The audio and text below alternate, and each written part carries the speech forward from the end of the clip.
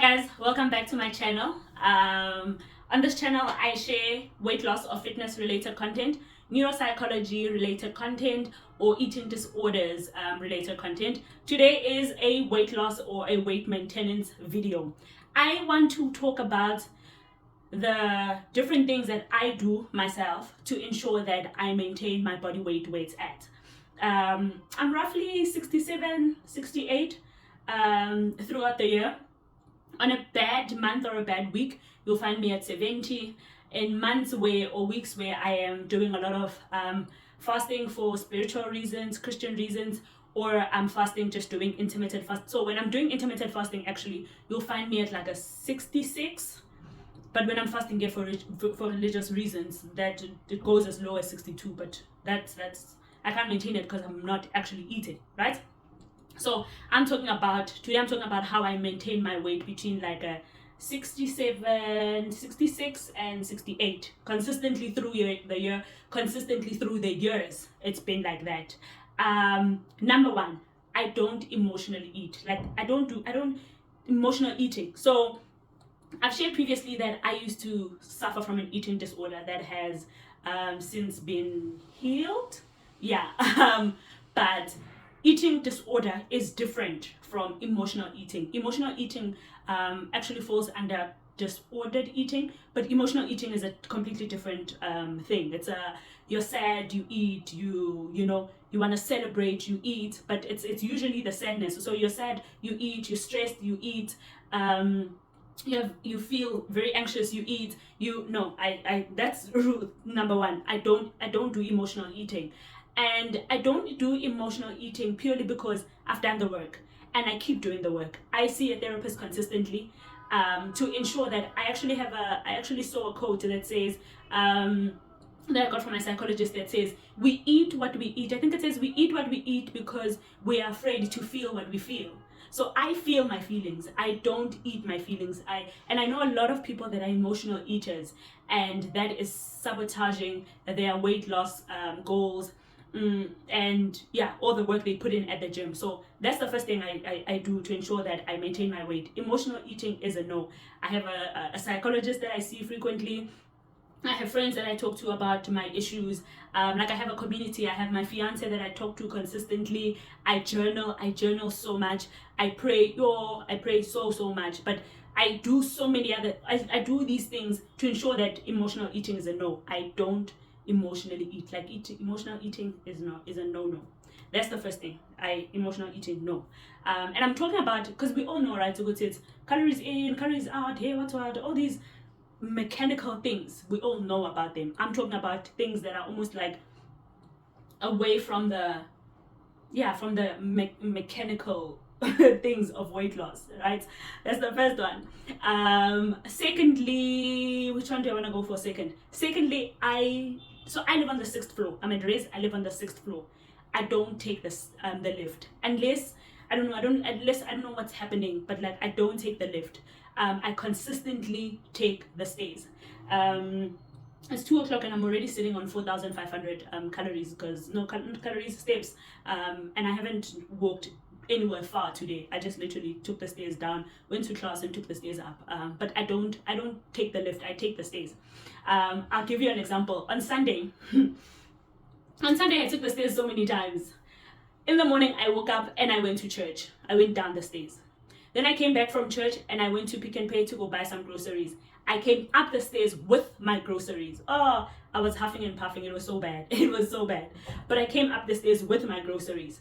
Then while I was meal prepping, I was like, I have laundry to do, so might as well kill two birds with one stone, because I'm already standing here waiting for the chicken to boil. Might as well go put my laundry in the washer. I walked down the stairs to go put my laundry in the washer, then walked up the stairs. Our washer doesn't dry. We have dryers. Then I had to walk back down the stairs to go put the clothes in the dryer and walk back up. Then the clothes usually take about an hour to dry. Then I walked down again to go fetch them from the dryer and walked back up. That's how many times I went up and down the stairs from the 6th floor to the 1st floor. Not 1st floor, ground floor to ground floor, just on Sunday. And that's just an example of how how consistent I am with ensuring that I don't take the stairs. And I say that to say I keep moving, but that will be a different point. I consistently take the stairs. And that's my second point. And then my third point of how I maintain my weight. Let's see which one I want to go into. Maybe let's go into movement, because I already mentioned it, that I keep moving. Thirdly, I keep active. And by keep active, I mean I don't, it's not just the gym. Like, I mean like I do other things to ensure that I'm active, like I'm constantly moving. Like I recently joined boxing, which happens 3 times a week. So boxing is a thing. I try and walk to places that I can walk to instead of driving. Like for instance, on Tuesday and Thursday, I have a class that is at the hospital. And then my other classes for the rest of the week are on campus. Campus is a bit far, so I'll either drive there, take a bus, whatever. But the classes that are here at the hospital, I walk to the hospital. And I say I walk everywhere, not just because I'm a student, but like these are the things that I did even when I was working as an accountant, and at the time I lived very close to Spa. If I needed to go to a spa, on most days, I would try to walk to Spa. Especially if I knew that I wasn't going to carry too many things, I would try, and if I'm going to get like 3 or 4 bags, that's a session. Jonga, I'm walking to Spa, I'm cheating the system, I'm getting a quick session in, I'm walking to Spa, I'm carrying my heavy bags, coming back, I've cheated the system. I move. I always make sure that I'm moving. I try and get in small chances to move, man. If someone invites me swimming, or if I know someone is swimming, I'll join them. If someone randomly says they're going for a park run, I don't try and bombard myself with too many things to do, that every Saturday I have to go for a park run, or every day I have to go for a run. I don't stress myself. I don't stress myself with physical exercise, right? I just ensure that I keep moving. If I can only have a session that is 45 minutes or an hour that day, that's what I'm putting in. But I try and cheat the system by ensuring that I'm constantly moving. So that is the third thing that I do. The fourth thing that I do, intermittent fasting. I intermittent fast frequently in a week. So maybe 2 days in a week. And this is important with intermittent fasting. It's important to find the intermittent fasting style regime that works for you. I know some people have lost tons of weight from OMAD. I can't do OMAD. OMAD is 1 meal a day. I can't do OMAD. Maybe I can do OMAD actually if I had my meal in the morning. I think if I had my meal in the morning, I'd be fine. But when I do OMAD, I have my meal late in the afternoon. But when I have my meal late in the afternoon, I wake up very bloated in the morning and feeling very sluggish. And then the next day, I can't do a lot of things because I'm feeling very sluggish because I ate so late. So OMAD doesn't work for me. So what works for me is alternate, what is it called? Alternate day fasting. Is it ADF? I think it's ADF. Alternative day fasting. So I will try and fast for either 24 hours or 36 hours twice a week. Maybe for you, what would work for you with the lifestyle that you have, or maybe you're living with people, or whatever the situation is. Maybe you can only do intermittent fasting on once a week, or maybe you can do 14 hours a day, or maybe you can do 16 hours a day. Maybe you can do 14, it's 14, it's 14, it's 16, it's 18, it's 24, and it's 36. So whatever you can do, try and fit that in. But that's also another thing that I do. Weekly, I try and fast weekly as much as I possibly can.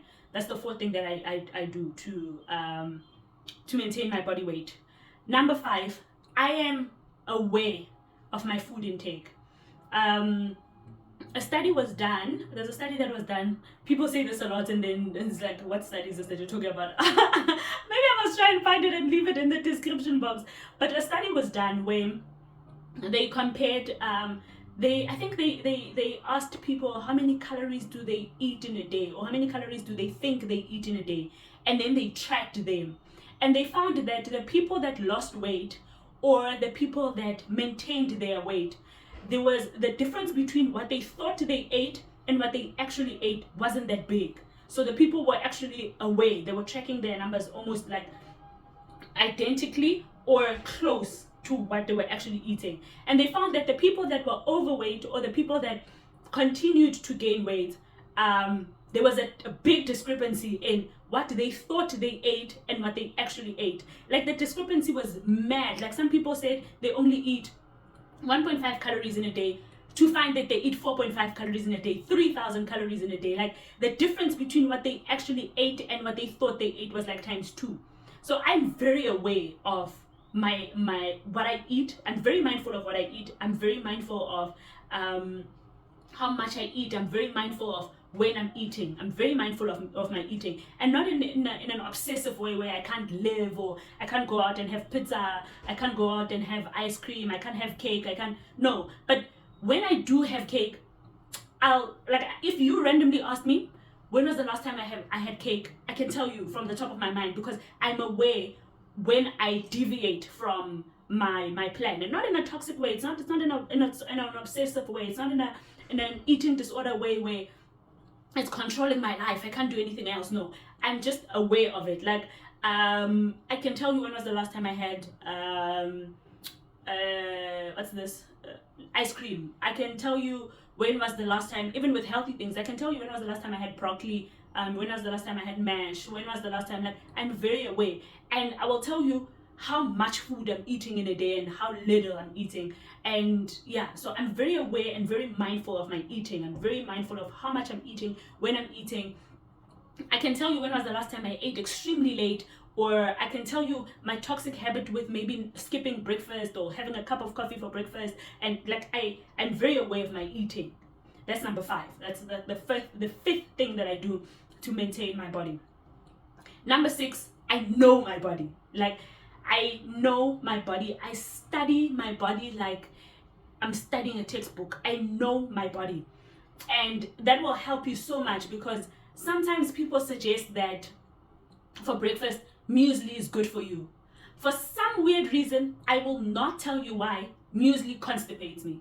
Muesli is high in fiber. Muesli is great.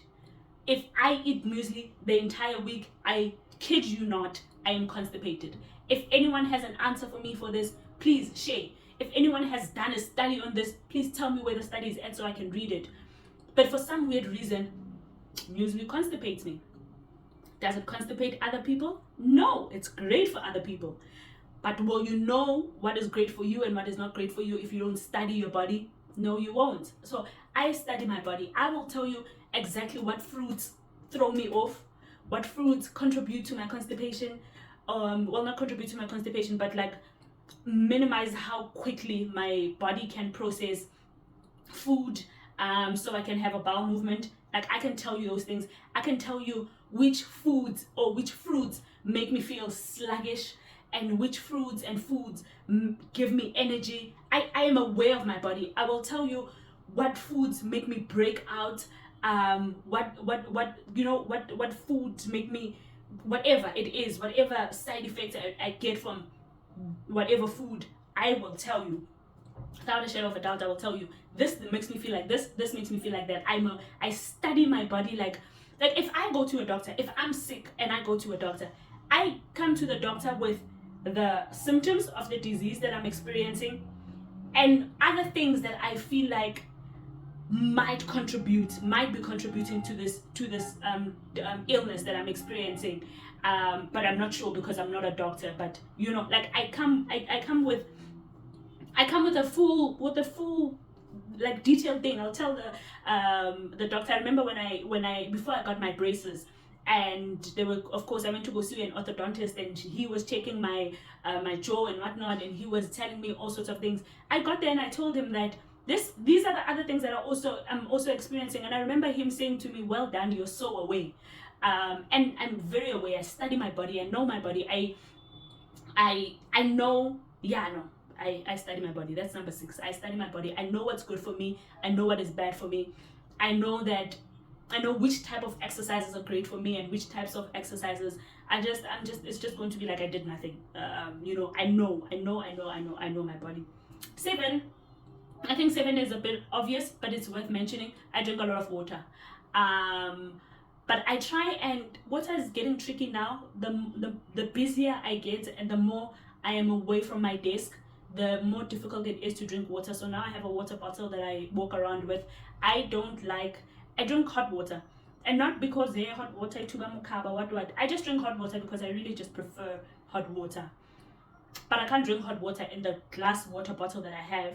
And no, in the plastic water bottle that I have. And my glass water bottle just broke. So now I to ensure that I am still drinking water, I carry cold water with me, and I hate it, but I'm trying. But yeah, that's me in water. I ensure that I drink loads of water. Is that number 7? Yeah, I think that was number 7, and I'll leave it there. Yeah, I'll leave it there. 7 things that I do to maintain my body weight. Yeah, thank you so much for watching, guys. If you have a question, please ask. If you want me to do a video on maybe the type of exercises that I do to ensure that I maintain my weight, I can do that. If you want me to do a video on the types of foods that I eat to maintain my body weight, and the types of fruits, and what I eat and what I don't eat, I think that's also another thing that I can do. But let me know if you're interested. Thank you so much for watching, guys. Bye.